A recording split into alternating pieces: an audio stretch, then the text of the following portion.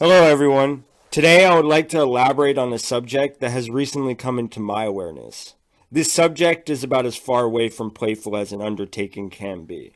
So, do not misinterpret the importance and magnitude of what I would like to share today. I will be presenting this in layman's terms with a dash of poetic conveyance. But this is where my playfulness on the subject begins and ends. Without further ado, it is time to jump right to the meat of what I would like to offer today. From experiences of mine, as well as observing others' viewpoints that I have had the pleasure of getting to know and in turn coming to understand from my own unique point of reference.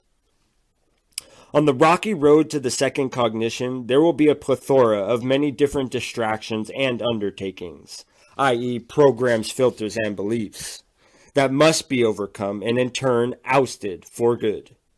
These programs, filters, and beliefs have thrown the most grotesque and thickest yokes known to all physical creation over the natural modes of expansion and cognitive advancement.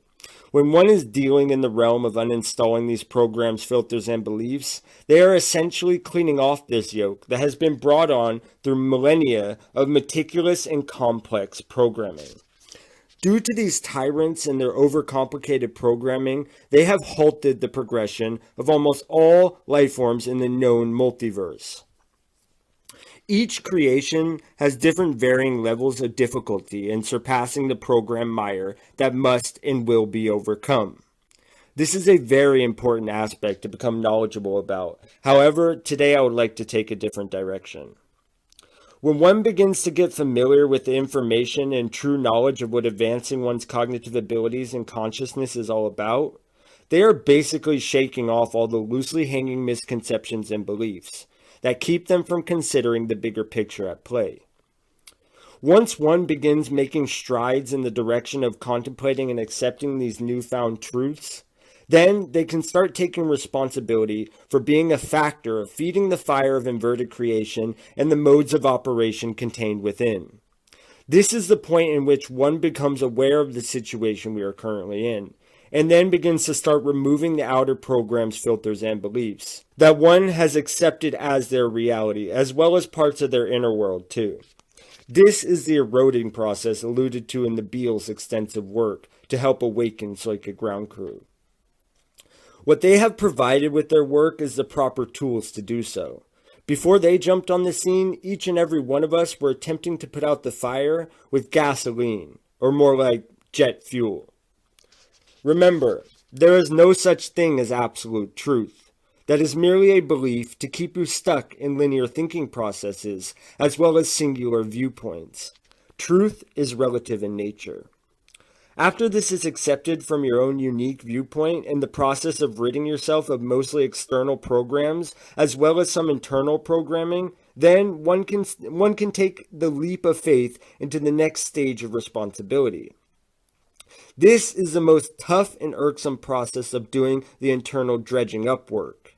What I mean by this is once enough programs, filters, and beliefs have been removed, your psyche begins coming to the foreground and making itself known as the driving force of your conscious experiences. This has to be one of the most important aspects on the road towards cognitive advancement, as well as dangerous. The reason being that when you begin gaining some real knowledge and the program psyche is not completely clean, then it still has partial control over you. During this period, it will begin trying to hijack your psyche mission, and in turn, trying to convince you that it is your psyche.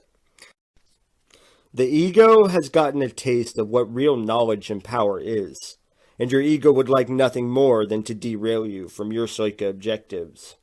With the prerogative of running away with this little sliver of knowledge so that it may lord it over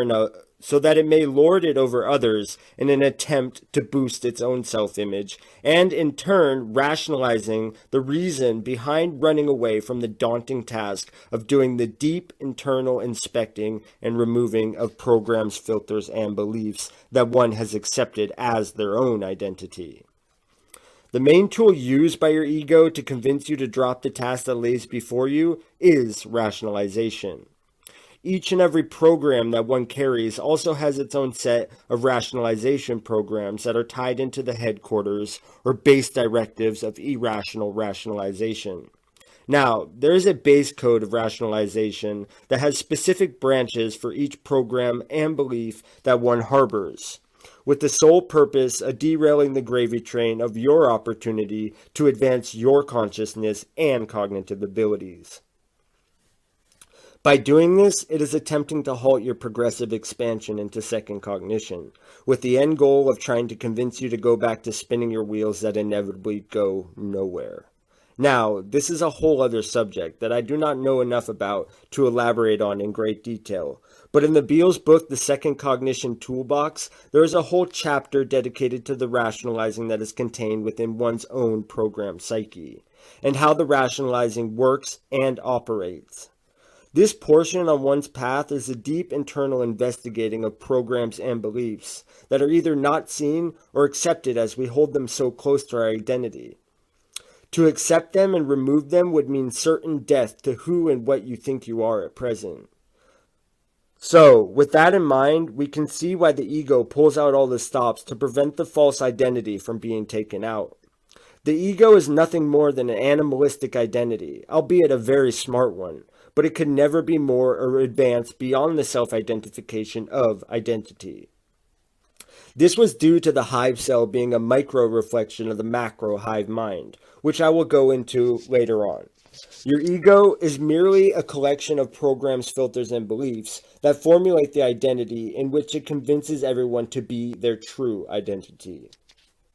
Once the previous stages are overcome and your psyche has reinstated true authorship of your experiences is when the process of attaining true symbiosis with psyche and psyche can begin in earnest. I am just beginning to understand this aspect of expansion and will attempt to explain my viewpoint, so bear with me. Psyche is the immortal driver of physical and non-physical incarnations. It inhabits many varying forms and experiences to further grow with the objective of gaining knowledge so that it may be experienced into wisdom. The psyche is the aspect of identity that psyche takes on throughout physical experiences. The reason for this is so that it may learn and grow from different perspectives. During each individual sojourn, if the psyche were to be the sole filter of experience during each incarnation, then in essence it would minimize the potentiality of gaining larger amounts of individual experiences and insights. It would just be the same thing, only with different scenarios and scenery. This would not allow for greater potential of gaining knowledge and experiencing it into wisdom. So instead, the psyche takes on different psyches for each physical sojourn, so that it may gain greater and greater insights of cognitive expansion and in turn greater potential for growth into wisdom. When reinstating symbiosis of psyche and psyche after removing all programs and beliefs, we are basically taking back control of our consciousness. The psyche will still have a say in the experience, but the psyche is the leading consciousness. They work together to co-create the experiences for each individual sojourn, in tandem with one another. We reside in the infinity of now. Being that psyche is immortal, spicing things up with different psyches is a necessity for growth, via continuously thrusting ourselves into the unknown to further grow and expand upon our knowledge so that it may be further experienced into wisdom. The psyche is consciousness in its own right, but it is more of an experiential filter so that we may understand different aspects of the unknown from different perspectives. When the form dies, the experiences contained within the psyche are brought with the psyche. This may scare some folks with the idea that you are no more than a tool of experience, but you are not your identity. This is what the hive thrived upon, by convincing everyone that they are identity and nothing more. This was done because the hive was completely identity-based and could never be more than that. It had to program every psyche into the identity-based mindset so that it could steal those identities' experiences upon death and further expand its own knowledge base. It used each and every one of us over and over to gain experiences that it could never gain for itself. Every single one of us before beginning this process honestly and thoroughly believed that identity to be ourselves. But like I said earlier, the ego is nothing more than a collection of programs, filters, and beliefs. I am going to bring up personality types to help better convey this. The reason there's a limited amount of personality types is because that was the goal of the hive via its programming. To herd the human masses into the corral of a limited choice reality. Although it seems that we have free choice, that could not be farther from the case. When incarnating on Earth, we are slowly indoctrinated with this mindset, while operating here as well as being taught about all the possible preconceived avenues that we may choose from. If we live in a reality with a set amount of choices or roads to take that were constructed and decided upon by others, is that truly free will? Or is it more like going into a grocery store of life choices? You can pick whatever you want and mix and match it to your comfort, but at the end of the day, you are not creating yourself. You are merely choosing from options conceived by others, and that is not organic creation, not by a long shot. Being Soika incarnated on Earth, we have a more keen eye to the con that has and is being played upon mankind. This is the same reason why it is so easy to read people when you are a Soika, because odds are you have met that personality type before. Therefore, you can see through their disguise of a copied personality. Everyone creates their persona or egos based on the limited amount of options that were created and piped down from the hive hierarchy.